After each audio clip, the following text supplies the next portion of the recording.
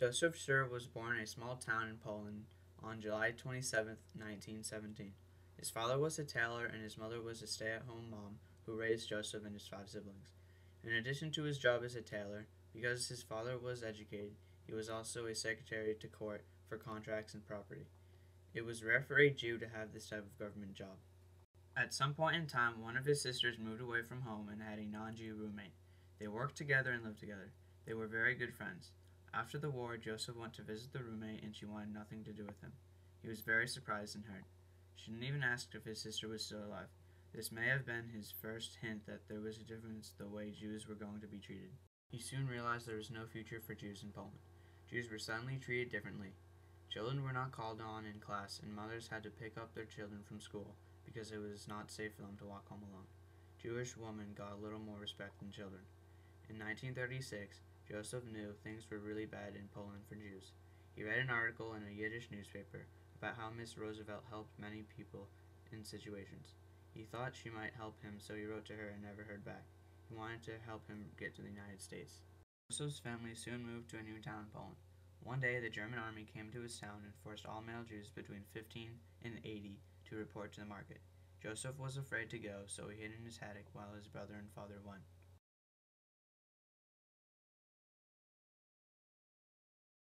The German made the men lay face down in the hot sun all day. They shot any man who lifted his head. They also shot every 10th or 12th man just to scare them. This day became known as Bloody Monday. Hundreds of Jews were killed. The Germans burned down the synagogue in his town and forced the Jews to live in the ghetto. They had to wear yellow stars and yellow armbands.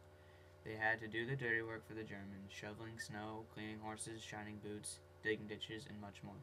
As the Nazi forces grew, each family in Joseph's town was forced to give up a male between 20 and 30 years old to go and build a highway for the German army.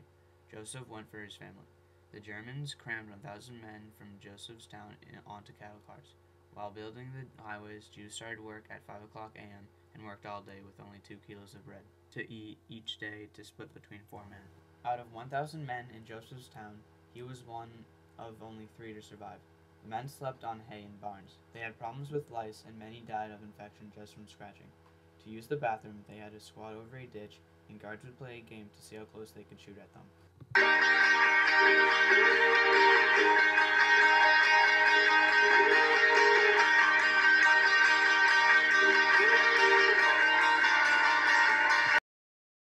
Joseph tried to avoid being beaten up by the soldiers. If they could not work, the Germans had no use for them and would be shot. One day, Joseph was hit in the head by a stick by one of the German guards for no reason. Joseph was crying, but he kept pushing his barrel. He always did what he was told. He had a great will to live. The only reason Joseph survived was because he befriended 2 German Jews in his hometown before he was sent to labor camps. He would put a crease in their pants for them every morning and sew anything that needed to be sewed. When they heard he was sent to labor camp, they promised his mother that they would bring him home. It took 9 months, but Joseph finally returned home because of their efforts. 2 days after he got home, he came down with typhus, a bacterial disease spread by lice or fleas. He had to stay in his house for 4 weeks. His sister's friend was a doctor and helped him get better. He sent a nurse to give him a shot every day to help him get better. If Germans found out he had this disease, they would have killed him. One day when Joseph's family was praying, the German army surrounded their apartment building and ordered everyone outside. His grandmother protested and said to the soldier, "Officer, look, I am 92 years old. Where are you going to drag me? Leave me in my home." The soldier shot her once, but she didn't die. He said, "We have to win the war. We can't afford more than 1 bullet." Joseph's brother Leo helped the chief of Gestapo by watching his dog every day, and soon he thought of Leo as his own son. One day, the chief of Gestapo said to Leo, "It doesn't look good. Tomorrow they are going to send the Jews out of the ghetto." Leo was given a pass for 10 people to work at a factory that the Gestapo had confiscated. Leo went home and picked Joseph, his cousin, and 8 other people. During the 10 weeks when Joseph and Leo worked in the factory, 39,000 out of 45,500 people from Joseph's town had been sent to Treblinka extermination camp and were killed. Among those killed included his mother, 3 sisters, and niece.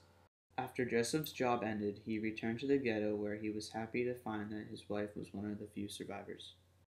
They moved into a room with another couple and became very close friends. Joseph was part of an underground fighting organization which failed. In May of 1943, Joseph and his wife were waiting to go to work and the German army came and surrounded them, with machine guns and trucks. The German army was liquidating their ghetto. Joseph remembered what the Gestapo officer said. He said, "You are not going to live to see another beautiful May." They spent from May of 1943 to January of 1945 in the Haysag slave labor camp.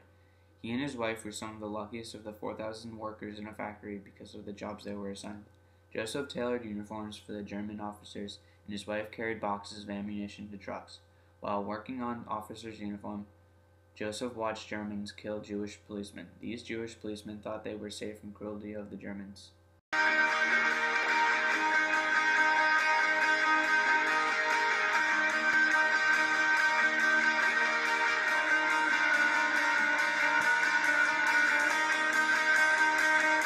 In January of 1945, the Russians came to the camp and told them they were all free. The Germans came back later that day and told them it was safe from the Russians because they had made bullets to shoot at them. The Germans convinced all but 90 Jews to follow them and were later killed. Shortly after, Joseph and his wife, along with his brother Abe and his wife, returned to their hometown where people were found dancing in the streets. They found a room to share with 2 Russian captains. The captains explained the Russian soldiers had no underwear and that the uniforms were torn. Joseph agreed to go with the soldiers and be their tailor. He was promised to be kept safe. However, when the captains left, another officer accused Joseph of being a German and put him in a camp of 5,000 German prisoners of war. Joseph was in desperate trouble again. He thought, "This is my freedom." When the captain that knew him returned and saw Joseph was missing, he came to his rescue. He risked his own life to save him. He went to the camp, found Joseph, and put him under his coat. When leaving the camp, the guard asked for his papers. His friend said, "If you are going to shoot him, you will have to shoot through me." Joseph was saved one more time. When the war was over and their freedom final, they began to seek out their families. Joseph's wife came from a large family, but she was the only one to survive. Even though the war had ended, Jews were not safe. Joseph and his wife went to the Swedish consulate to get their Swedish passports. They went to Czechoslovakia and stayed with the Red Cross for 4 weeks. They had to crawl across the border to get to the U.S. zone of Germany. While staying in a camp for displaced persons, Joseph was hired to teach girls to sew. Joseph and his wife had their first child while living in Germany. In 1949, they finally made it to the United States by ship. They were safe at last.